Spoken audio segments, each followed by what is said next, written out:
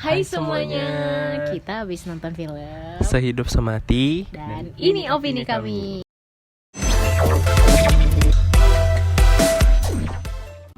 Rilisnya hari ini ya, tanggal 11 Januari 2024. Pas rilis sama film Ancika.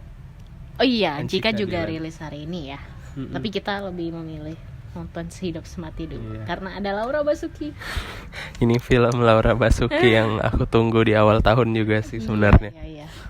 Tapi aku nggak ada lihat trailer dan lain-lain sih. Pertamanya Kemarin mau nonton. kayaknya ada dikit deh pas ada awal film apa gitu, trailer di awal sebelum. Oh iya. Sebelum Nggak ada lihat sih.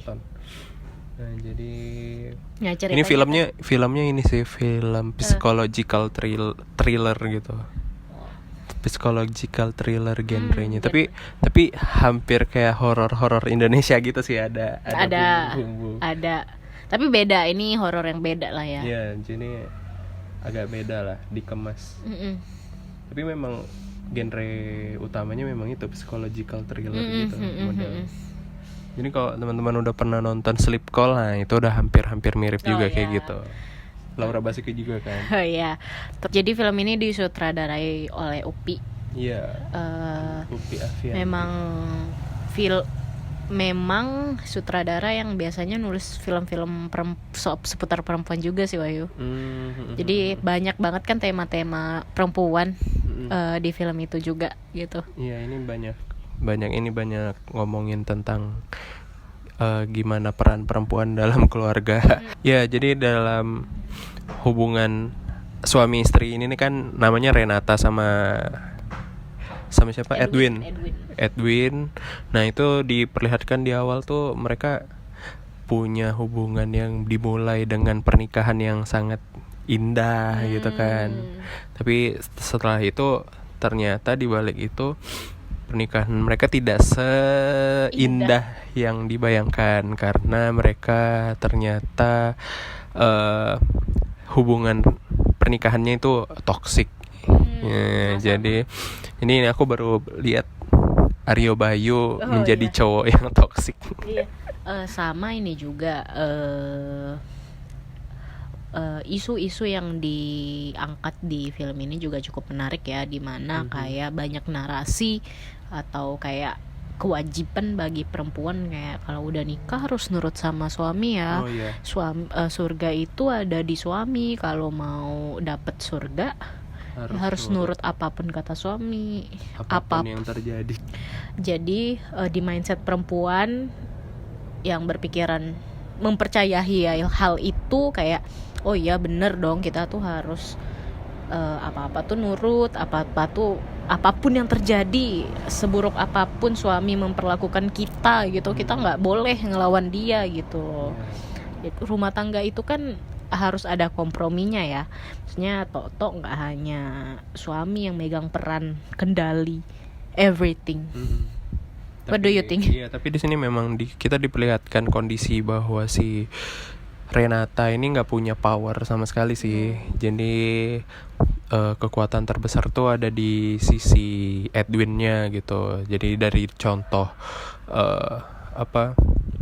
dari contoh misalnya si Renata nih bikinin masak tuh kan, makanan sarapan gitu, tiba-tiba cuma dimakan dikit terus dilepeh lagi, terus itu kayak maksudnya ngobrol dong kalau memang nggak suka gitu.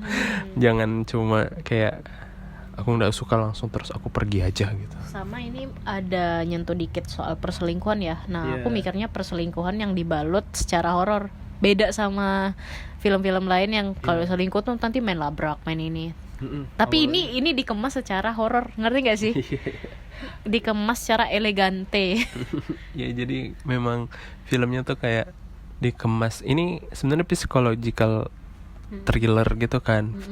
Tapi dibikin ada unsur-unsur horor Indonesianya, horor hantu gitu. Diperlihatkan misalnya ada kayak penampakan gitu, ada bayangan lewat gitu. Tapi itu sih yang bikin beda filmnya. Terus juga memang film ini dari awal juga udah dibuka dengan adegan Lukman Sardi yang jadi pastor tuh Iya, kan, yang yang selalu ngekhotbah. diulang-ulang Yang stigma apa pikiran perempuan harus nurut bla bla bla gitu. Itu peran Lukman Sardi sangat besar di film ini. diperlihatkan juga ya, kalau bahkan sesama perempuan atau keluarga terdekat sendiri itu Oh, itu. kayak juga bilang ya nggak percaya sama korban, ngerti gak sih? Banyak kan isu-isu sekarang kayak misalnya ngelapor kayak aku di KDRT, mungkin kamunya aja kali yang ini nggak nurut, mungkin kamu aja yang berbuat salah, mungkin kamu aja bla bla bla, tanpa memandang si korban yang kayak ini loh, yang tanpa tanpa punya rasa simpati ke korban gitu, nggak. Iya.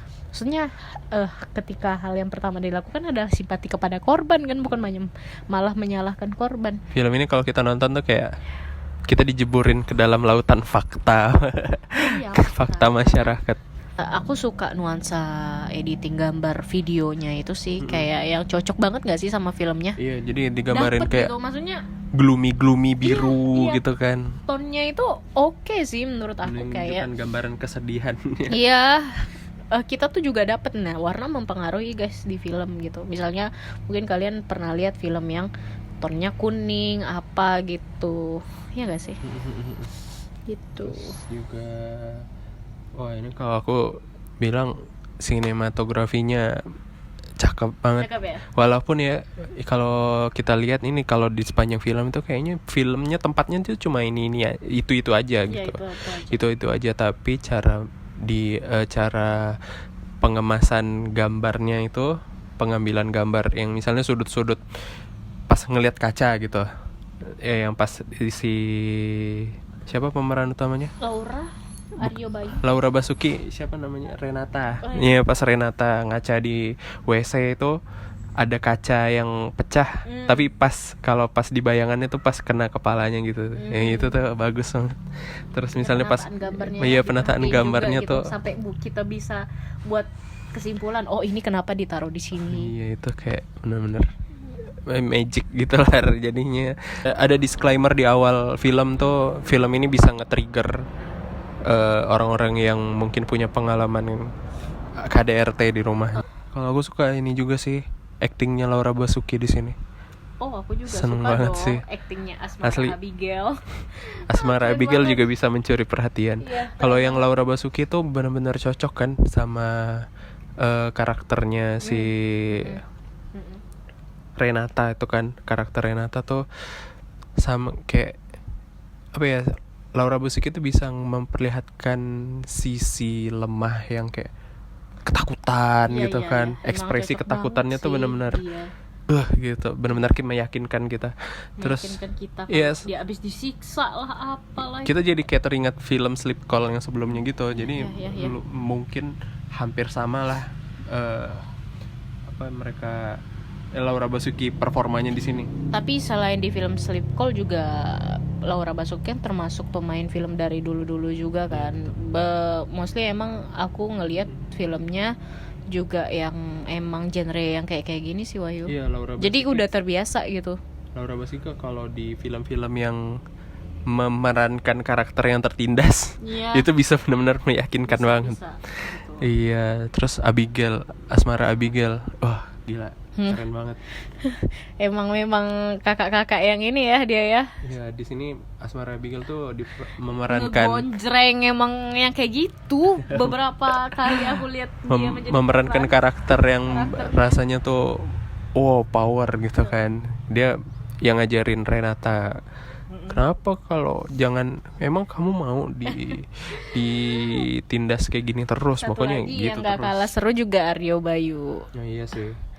Tiba-tiba jadi ini ya. Performa Aryo Bayu juga. Tiba-tiba jadi ini ya, penindas ya. Iya. Rasanya ini Sonun, kalau kurangnya dari aku film ini kayak ya karena memang pasarnya Indonesia lebih suka horor hantu-hantu gitu kan. Jadi Betul. Jadi film ini secara nggak langsung kayak ditambahin unsur-unsur hantu-hantu yang Indonesia gitu. Walaupun bukan penampakan hantu yang mukanya serem gitu kan, tapi kayak treatmentnya untuk memperlihatkan bayangan hantu gitu tuh. Ngerti. Ada jump scare-nya apa gitu kan. Jump scare kayak gitu. Padahal Jadi kayak nggak usah ya kayak ada harusnya ya. Kayak ya udahlah gitu, nggak perlu ada maksudnya shoot-shootan yang kayak jump scare kayak hantu ala Indonesia gitu. Sebenarnya sih kayak gitu, tapi namanya psychological trailer kayaknya memang harus gimana caranya kita bisa berpikir A, B, C tapi rupanya endingnya D gitu.